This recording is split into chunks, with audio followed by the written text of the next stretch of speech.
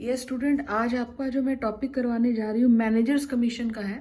Manager commission में दो topic या दो केसेस होते हैं, on profit after charging his such commission और बिफोर चार्जिंग सच कमीशन। ठीक, तो ये टॉपिक डिस्कस करने से पहले मैं पूरा एक क्वेश्चन करवा रही हूँ जिसमें रिवीजन भी हो जाएगी, प्लस मैनेजर कमीशन का जो असली में कॉन्सेप्ट है वो समझ में आने की आ जाएगा।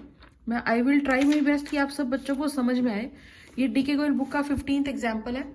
मैं आपको बिल्कुल एक एक चीज बता रही हूँ, ये लास्ट मतलब रिवीजन प्लस मैनेजर कमीशन का टॉपिक कंबाइंड है, तो आपको एक एक टॉपिक समझा रही हूँ, कोशिश करना आपको समझ में आए।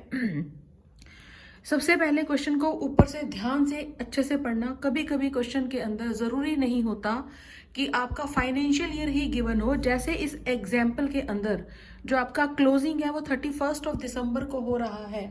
जब आपका पेपर होता है तो ये जरूरी नहीं है कि आपको फाइनेंशियल ईयर पर ही क्लोजिंग हो। 11th क्लास है, सोल प्रोप्राइटरशिप चल रही है, तो हो सकता है वो 31 दिसंबर को भी अपने अकाउंट्स क्लोज कर दे।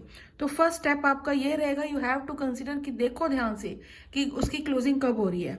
उसके बाद एक स्टेप और होता है, जब भी आप जैसे आपने क्वेश्चन पढ़ा, अब इस पर टाइम मत वेस्ट करें।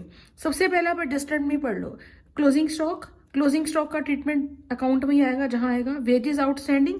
वेजेस ऊपर कहीं जहां भी लिखी उसके सामने एक डॉट लगा लो। डॉट लगाने से ये हो जाता है कि जब जब आप जो आइटम से रिलेटेड कुछ नीचे एडजस्टमेंट दी गई है तो उस पर डॉट लगाने से जब आप उसको लिखोगे तो उसमें गैप, उसमें लिखने में आपको याद रहेगा कि यहाँ पर एडजस्टमेंट है। फिर बैड डेट्स डेटर्स से बिलोंग करते हैं। देखो यहाँ कहीं डेटर्स वगैरह हैं तो कहीं देखो ये डेटर्स गिवन है, यहाँ पर इसके सामने एक डॉट लगा दो। उसके बाद आपका आ रहा है रेंट, यहाँ कहीं रेंट गिवन है, उसके आगे मैंने डॉट लगा दिया। लोन का एक टॉपिक है, मैंने कुछ भी नहीं पढ़ा क्या है क्या नहीं, बस ये पढ़ दिया कि लोन का एक टॉपिक है, उसके ऊपर कोई आइटम है, ये लोन। उसके बाद आपका है depreciation on machinery, machinery given है, उसके ऊपर मैंने एक डॉट लगाया। उसके बाद मैनेजर कमीशन, वो यहाँ पर नहीं होगा, सिंपल। सबसे पहले आइटम है ड्रॉइंग्स एंड कैपिटल। हमने ये फॉर्मेट बनाया, जब आप पेपर करेंगे तब भी आपको ऐसे ही करना चाहिए। ये मैंने पहले से लिख लिया क्योंकि बहुत टाइम वेस्ट हो जाता है, वीडियो बहुत लंबी हो जाती है। फिर ये अकाउंट बनाया, सबसे पहले trading and profit and loss account for the year ended 31। अब देखो मैंने यहाँ पर लिख दिया 31 मार्च। ठीक है, ये सिर्फ आपको एक टॉपिक बताने के लिए आपको ये समझना पड़ेगा कि यहाँ पर हमेशा मार्च ही नहीं होता है। तो सबसे पहले यहाँ मार्च नहीं, यहाँ 31 दिसंबर 2017 या 16 जो भी उसके अकाउंट्स क्लोज हो रहे हैं तब। ठीक, सबसे पहला पॉइंट यही होता है कि आपको ये देखना है कि आपने यहाँ लिखा क्या। ठीक, बच्चों को आदत होती है मार्च लिख देने की, मार्च नहीं दिसंबर। ठीक, सबसे पहला पॉइंट ये। उसके बाद आपका है यहाँ पर ड्राइंग्स और कैपिटल गिवन है, मैंने डायरेक्टली सीधा कैपिटल लिख दी 80,000, कैपिटल बैलेंस शीट में आती है। ड्राइंग्स कैपिटल में से माइनस होता है। बहुत अच्छा होगा अगर आप माइनस के आइटम लगाते हो तो उसको ब्रैकेट में जरूर कर लें। कारण उसका यह है, मेरा एक स्टूडेंट है, उस बेचारे ने सब कुछ अच्छा सा किया, ठीक, लेकिन उसने माइनस का साइन लगाया या ऐड लगाया तो वो उसको कंसीडर ही नहीं कर रहा माइनस को, उसको भी प्लस किया जा रहा है। तो आप ब्रैकेट में करने से क्या हो जाता है, याद रहता है कि ये वाली आइटम माइनस की है। उसके बाद ड्राइंग्स माइनस, उसके बाद है आपका परचेजेस एंड सेल। इस क्वेश्चन के अंदर जो परचेजेस दे रखी है, परचेजेस हमेशा डेबिट होती है 82। जैसे यहाँ पर एक टॉपिक है परचेजेस एंड सेल्स, जिन बच्चों को अभी तक ये भी नहीं मालूम कि इसमें से परचेजेस कौन सी है और सेल कौन सी है, उन्हें बता रही हूँ। परचेजेस की डेफिनेशन होती है, purchases means for the further sale. माल इसलिए खरीदा क्योंकि बेचना है, तो खर्चा है, तो इसलिए डेबिट में होगा। तो 82,600 परचेजेस है और ये 1,55,000 सेल है। अगर ये भी समझ में नहीं आता तो इतनी बात तो समझ में आती होगी कि सेलिंग अमाउंट बड़ा होता है, तो ऐसे कर लेना, ये सेल होगी और ये परचेजेस। उसके बाद ये स्टॉक है, ये ओपनिंग स्टॉक है, मैंने परचेजेस यहाँ लिखा अंदर की साइड, उसके बाद सेल यहाँ लिखा, ओपनिंग स्टॉक यहाँ लिख दिया। उसके बाद आपका रहा रिटर्न आउटवर्ड। रिटर्न आउटवर्ड क्या होता है, परचेजेस रिटर्न, तो मैंने परचेजेस रिटर्न यहाँ 1600 माइनस कर दिया, ये अमाउंट आ गया 81,000। उसके बाद आपकी एक इसके अंदर आइटम आ रही है कैरेज इनवर्ड। कैरेज इनवर्ड का दूसरा नाम होता है carriage on purchases, 1200 related to trading account है, इसलिए मैंने यहाँ लिख दिया। उसके बाद आ रहा है वेजेस। वेजेस 4,000 की थी, मैंने अमाउंट देखो अंदर की साइड लिखा और कुछ नहीं लिखा।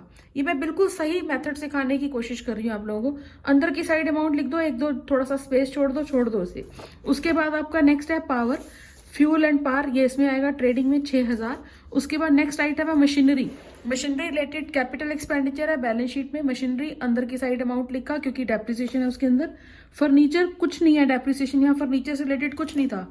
मुझे कैसे याद रहा, क्योंकि मैंने फर्नीचर के आगे कोई भी डॉट नहीं लगाया, तो फर्नीचर को मैंने यहाँ लिख दिया बैलेंस शीट में।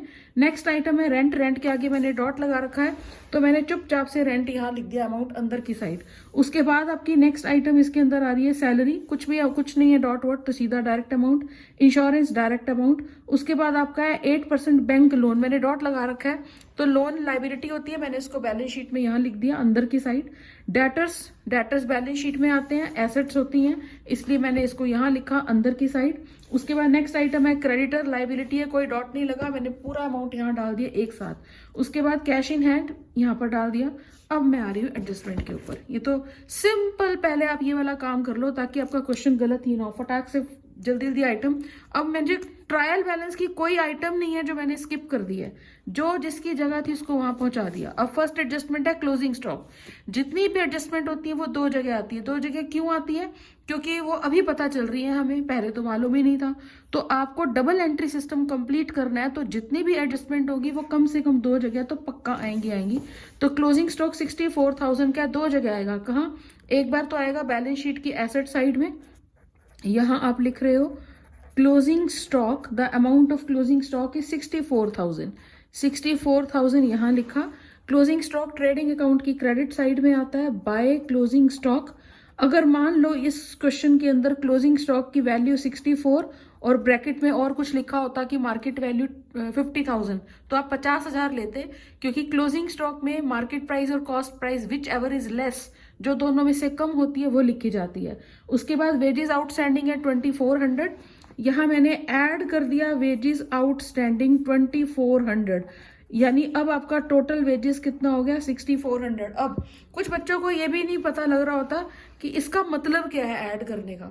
ऐड करने का मीनिंग ये है, जब आप ये वाला कॉलम दिखाते हो, ये वाला कॉलम कंसीडर किया जाता है, this is your final amount, की ये सब आइटम्स आपको कंसीडर करनी है। पहले आपको पता था कि आपकी 4,000 की वेजेस देनी थी, अब पता लगा किसी को 2,400 रुपए और देने हैं, तो आपका टोटल खर्चा कितना है 6400। तो इसलिए हमने ऐड किया क्योंकि आपका खर्चा बढ़ गया, लेकिन मैंने भी पैसे नहीं दिए हैं उसको, आउटस्टैंडिंग है। तो आउटस्टैंडिंग लाइबिलिटी, आउटस्टैंडिंग वेजेस दो जगह आने चाहिए, तो सेकेंड टाइम ये कहाँ आ रहा है बैलेंस शीट की एसेट लाइबिलिटी साइड में। उसके बाद आपका आ रहा है बैड डेट्स। बैड डेट्स नीचे गिवन है 600 और प्रोविजन बनाना है 5% ऑन डेटर। सबसे इंपॉर्टेंट बात, बैड डेट्स की जानकारी अभी हमें हुई, ठीक है, ये पहले से गिवन बैड डेट्स नहीं थे। तो सबसे पहले मैंने यहां लिख दिया 2 बैड डेट्स। देखो मैं पूरा रेड में लिख रही हूँ इसे, 600 के बैड डेट्स है, ये अभी पता लगे तो इमीडिएटली मैंने अपने इस डेटर में से लेस कर दिया बैड डेट्स 600। अब आपके डेटर्स कितने हैं 20,000। उसने 5% का प्रोविजन डेटर्स के ऊपर बनाने के लिए बोला है, बैड डेट्स के ऊपर नहीं। तो अब आपके exact debtor after the deduction of bad debts is 20,000। अब आपको 20,000 के ऊपर 5% का प्रोविजन बनाना है, लेस कर देना यहां से न्यू प्रोविजन। 20,000 का 5% इसके अंदर आएगा 1,000, और अब आपके डेटर्स कितने हैं 19,000। इस क्वेश्चन में ओल्ड प्रोविजन नहीं है, तो 9,000। अब आपने यहाँ ऐड कर दिया न्यू प्रोविजन, या खाली प्रोविजन भी लिख सकते थे, तो यहाँ पर आपका टोटल कितना आ रहा है 1600। उसके बाद नेक्स्ट आइटम है rent is paid for 11 months. देखो यहाँ पर रेंट पे किया गया 22,000, ये रेंट 11 महीने का है, तो हमारा जो अकाउंटिंग पीरियड होता है वो 12 महीने का होता है। इसका मतलब अभी 1 महीने का रेंट अभी रहता है, तो आप कैसे कैलकुलेट करोगे? अगर 11 महीने का रेंट 22,000 है तो 1 मंथ का कितना होगा, डिवाइडेड बाय 11, 2,000। इसका मतलब अभी आपने 2,000 का रेंट और पे करना है, अभी किया नहीं। तो ऐड आउटस्टैंडिंग रेंट 2,000 ऐड कर दें, तो अब आपका टोटल रेंट इस साल का कितना हो गया 24,000। उसके बाद है loan from bank was taken on 1 जुलाई 2016। यहाँ पर हमने बैंक से एक लोन लिया 25,000 का। ये जो लोन लिया गया है बैंक से, ये 1 जुलाई को लिया गया है और आपके अकाउंट्स कब क्लोज होते हैं? 31 दिसंबर को। जुलाई, अगस्त, सितंबर, अक्टूबर, नवंबर, दिसंबर, तो 6 महीने। तो 6 महीने का आपको अभी इंटरेस्ट ऑन लोन पे करना था। अब बच्चों के सामने डाउट आता है कि इंटरेस्ट कहाँ लिखा हुआ है, कैसे पता लगेगा रेट ऑफ इंटरेस्ट कितनी है? क्योंकि यहाँ लिखा हुआ है 8% बैंक लोन, तो अंडरस्टूड है कि 8% रेट ऑफ इंटरेस्ट है। तो 25,000 का लोन था, 25,000 का लोन था, इनटू रेट आ रही है 8/100 और टाइम कैलकुलेट हो रहा है सिर्फ 6 महीने का। ध्यान रखना क्योंकि इस क्वेश्चन में आपके जो अकाउंट्स क्लोज हो रहे हैं वो 31 दिसंबर को हो रहे हैं, इसलिए 6 महीने का इंटरेस्ट बैठता है और 6 महीने का इंटरेस्ट कैलकुलेट कर लेते हैं। ये हो गया, कितना हो गया? 1,000। तो 1,000 का इंटरेस्ट आउटस्टैंडिंग है।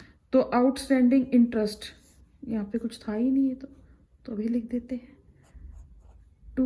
ये लिखा था शायद मैंने, टू आउटस्टैंडिंग इंटरेस्ट, यहाँ लिख देते हैं। तो इंटरेस्ट आउटस्टैंडिंग कितना है? 1,000। अब एक अच्छी चीज़ बता रही हूँ, यहाँ ऐड 1,000 तो टोटल लोन 26। कुछ बच्चे क्या करते हैं, बैंक लोन 25 यहाँ लिख देते हैं, इंटरेस्ट अलग कर देते हैं। वो भी कर सकते हो, कोई प्रॉब्लम नहीं है, लेकिन फिर भी जेन्युइन ये होता है क्योंकि जब तक कोई इंटरेस्ट नहीं पे करता, इंटरेस्ट ऐड हो जाता है तो टोटल लोन अब 26,000 रुपए का है क्योंकि अभी इंटरेस्ट पे नहीं किया। अगर आप अभी 11th में, अगर आप अलग अलग भी लिख दोगे कोई प्रॉब्लम नहीं है। उसके बाद नेक्स्ट आपका है डेप्रिसिएशन ऑन मशीनरी 10%। मशीन हमारे पास यहाँ थी 50,000, 50,000 का जो 10% आ रहा है वो कितना आएगा? 500। तो इस 5,000, तो इसमें से 5,000 माइनस कर देना, लेस डेप्रिसिएशन। 5,000 से मशीन की वैल्यू कम होगी। अब मशीन आपके पास 45,000 की है और मशीन के ऊपर जो डेप्रिसिएशन है वो यहाँ पर निकलना ना भूलना क्योंकि 2 जगह एंट्री आती है। उसके बाद जो एडजस्टमेंट है वो है जो आज का मेन टॉपिक था, और वो टॉपिक क्या था? Manager commission. अब सुनना, यहाँ पर कह रहा है provide managers commission at 10% on net profit after charging such commission. अब ध्यान से सुने, सबसे पहली बात, नेट प्रॉफिट क्या होता है? नेट प्रॉफिट वो होता है जो सारे खर्चे माइनस करने के बाद आता है। सारे मतलब सारे, मैनेजर का कमीशन भी।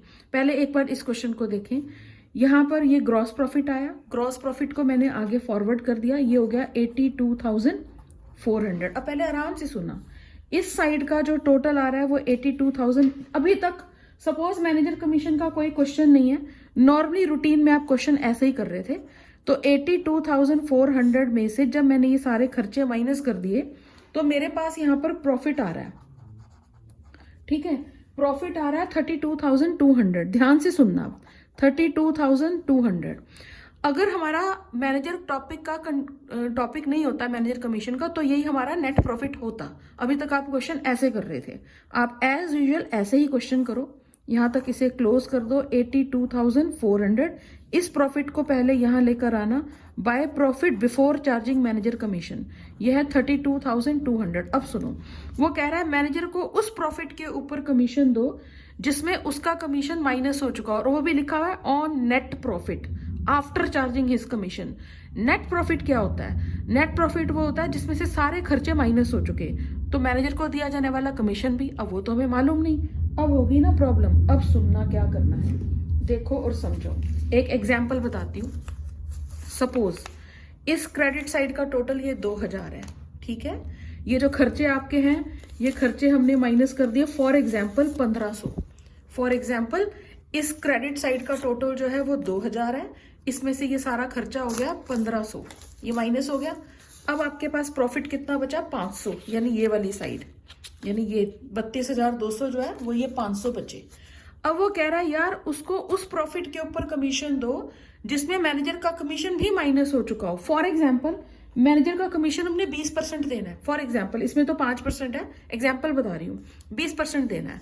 20% का मतलब, पहले तो परसेंटेज का मतलब सीखो यार, ये परसेंटेज का मतलब क्या होता है? 20%, 20% का मतलब हुआ 20/100, यानी 20%। परसेंट का मतलब होता है 100, यानी अगर फर्म में 100 रुपए का प्रॉफिट हुआ तो 20 रुपए इसके। क्वेश्चन समझ में आया? तो 20 मतलब 20%, यानी 20% प्रॉफिट उसका, यानी 20/100 ये हुआ। लेकिन अब तो कह रहा है कि उस प्रॉफिट का 20% दो जिसमें उसका ये 20% माइनस हो चुका हो। अरे यार ये कैसे कर दूं मैं? यानी वो कह रहा है कि उसको उस प्रॉफिट के ऊपर कमीशन दो जिसमें उसका ये 20% माइनस हो चुका हो। ये तो पता ही नहीं चल सकता। तो हम भी वो चालू है। हम क्या करते हैं, अब प्रॉफिट को 500 मानने की बजाय हम जितना परसेंटेज हमने उसको प्रॉफिट देना है, हम कमीशन देना है, हम उसको पहले बीच में ऐड कर लेते हैं। ठीक है, यानी अब हम प्रॉफिट को 500 नहीं मान रहे, हम प्रॉफिट को मान ही कितना रहे हैं, 520 रुपए। ये टॉपिक है। अब यहाँ पे परसेंटेज की बात है, यानी अगर हम 20/100 लग रहे हैं, यानी अगर प्रॉफिट 100 है तो उसको 20% का कमीशन देना है। अब हम क्या करते हैं, हम इसको भी इस 100 को 100 मानने की बजाय हम इस 100 को क्या मान लेते हैं, 120। हमने इसमें इसका पहले ये अमाउंट ऐड कर दिया। हमने कहा चल यार ये प्रॉफिट ही 100 नहीं है, प्रॉफिट कितना है, 120। यानी हमने जितना उसको प्रॉफिट देना है, क्योंकि ये 20 रुपए मत समझो, ये 20 रुपए रेट है, परसेंटेज है। तो हमने प्रॉफिट को, हमने उसके कमीशन को 20 रुपए जितना हमने इसको कमीशन देना है वो हमने पहले इसमें ऐड कर दिया।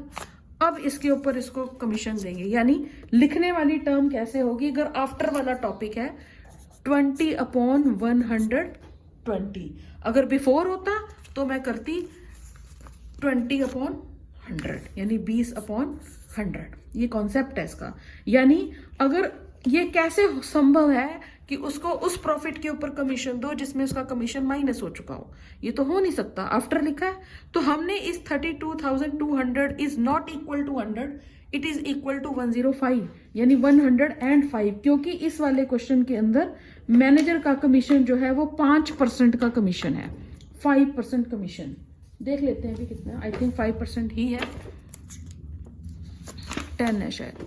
यहाँ कह रहा है provide manager commission 10% on net profit after charging such commission. यानी 10% इज अ रेट, परसेंट का मतलब 100। यानी अगर 100 रुपए फॉर्म में प्रॉफिट हुआ तो इसको 10 रुपए का कमीशन देना है। लेकिन ऐसे प्रॉफिट के ऊपर कमीशन दो जिसमें इसका कमीशन माइनस हो चुका हो। तो हम भी बहुत चालू, अब हम परसेंटेज को 100 मानने की बजाय जितना उसको कमीशन देना है वो उसमें ऐड कर लेंगे। यानी अब आप परसेंटेज को 100 ना मानना, 110 मानना, ये कॉन्सेप्ट है इसका। तो इसी क्वेश्चन में यहाँ पर 32,200 का प्रॉफिट हो रहा है, मैनेजर को कमीशन देना है। तो मैनेजर को कमीशन कैसे पे करोगे, तो आप इसमें पहले यहाँ तक सिंपली क्वेश्चन करो। अब आप यहाँ लिखो टू मैनेजर्स कमीशन 32,200 इंटू 10/110। अगर मान लो क्वेश्चन के अंदर आफ्टर की बजाय बिफोर लिखा हुआ होता तो आप 10/100 लिख देते, सिंपल, कोई दिक्कत थी ही नहीं तब तो अगर आफ्टर लिखा है तो 10/100, बच्चे ऐसे रट लेते हैं सिर्फ, लेकिन कॉन्सेप्ट सीखना चाहिए। तो इसमें से ये माइनस कर देंगे तो अब हमारा नेट प्रॉफिट कितना आ रहा है, 29273। तो अब इस साइड का टोटल अगेन 32,200 मैनेजर का कमीशन अभी पे नहीं किया है तो आप यहाँ लिखना आउटस्टैंडिंग मैनेजर्स कमीशन। कितना कमीशन आ रहा था, 2927। अब आपका नेट प्रॉफिट जो आ रहा है उसे आप कैपिटल में नेट प्रॉफिट को क्या कर देना, ऐड। यहाँ पर नेट प्रॉफिट आ रहा है 29273, ये ऐड कर देना, ये ड्राइंग्स माइनस कर देना। तो अब आपकी क्लोजिंग कैपिटल आ जाएगी 91,000 ये, और आपकी बैलेंस शीट खत्म। तो ये मैनेजर कमीशन का टॉपिक था। एक और इम्पॉर्टेंट बात, अगर मान लो किसी क्वेश्चन में प्रॉफिट की बजाय लॉस हो जाए और पेपर में टीचर ने लिख दिया हो मैनेजर कमीशन, तो आप मैनेजर को कमीशन नहीं दे सकते हो, क्योंकि ये अंडरस्टूड है कि अगर किसी फर्म में प्रॉफिट की बजाय लॉस हो जाता है तो मैनेजर को कमीशन नहीं दे सकते, क्योंकि मैनेजर प्रॉफिट करवाने पर कमीशन का अधिकारी है। अगर लॉस हो रहा है फिर कमीशन कैलकुलेट करो, इसका मतलब उसको तुम कह रहे हो और लॉस करवा दे हमारे को, ऐसे तो नहीं हो सकता ना। तो इसीलिए एक मैनेजर को कमीशन तब दिया जाना चाहिए जब फर्म में प्रॉफिट हो। इस केस में दो टॉपिक होते हैं, आफ्टर और बिफोर। अगर आफ्टर वाला वर्ड लिखा हो तो जितना परसेंटेज उसको कमीशन देना है उसको 10/110, अगर यहाँ 5 होता तो 5/105 कर लेते। मतलब ये परसेंटेज को आप 100 मानने की बजाय जितना उसको कमीशन देना है वो उसमें वापस क्या कर लेना, ऐड। तो ये, और ये जो कर रहे हैं ये एक परसेंटेज की फॉर्म है, ये जो है ये अमाउंट आ रहा है कि इतने रुपए उसको देने हैं as an commission. I hope आप लोगों को समझ में आया होगा। Do more practice, work hard, all the best.